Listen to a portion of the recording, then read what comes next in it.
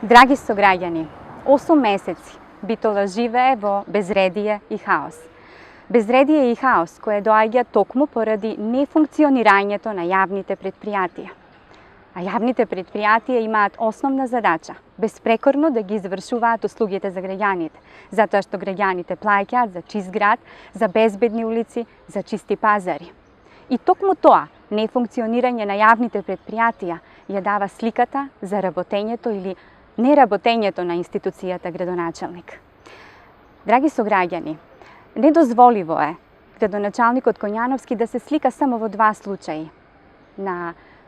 При посета на некои еминентни гости, на некои настани, на трибини или кога во процесот на асфалтирање на некоја улица сака резултатите на некој друг да ги припише за своји резултати.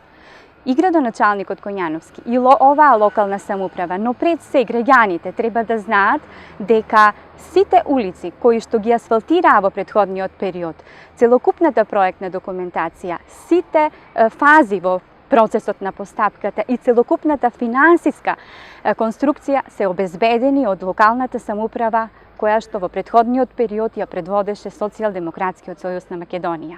И наместо градоначалникот Коњановски во процесот на асфалтирање на улиците да излезе доблесно, да каже, да пофали чии резултати се тоа, тој недозволиво и си ги припишува тие резултати како своји. Не, драги сограѓани, оваа локална самоуправа, предводена од градоначалникот Коњановски и коалиционите партнери, немаат започнато ниту еден проект во изминатите 8 месеци. Не само што не ја прифаќаат подадената рака и конструктивноста на опозицијата, туку немаат започнато ниту еден конструктивен проект од кој што можат да се насетат резултати или да се очекуваат резултати во идниот период. Ах да, ќе го заборавев, новиот парк во Нова Битола.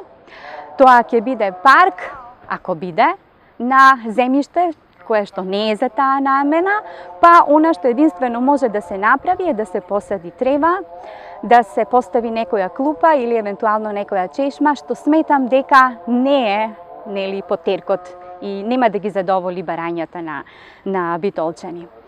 Затоа, почитувани граѓани, она што треба да го прифати оваа локална самоуправа на чело со градоначалникот Коњановски е дека 85% од уличната мрежа треба да се рехабилитира, односно оштетена. Хоризонтална и вертикална сигнализација, скоро и да нема. Светлосна сигнализација, што е тоа?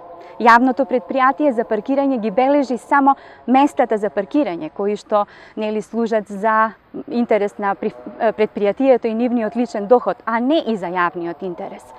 Трагично е што во услови на епидемија и пандемија, во вакви жешки денови, имаме две крајности. Едната е кога Битола и при најмали врнежи на дожд се поплавува поради затнатите шахти, а другата е кога граѓаните им е нарушено нивното здравје заради честите запирања на водоснабдувањето.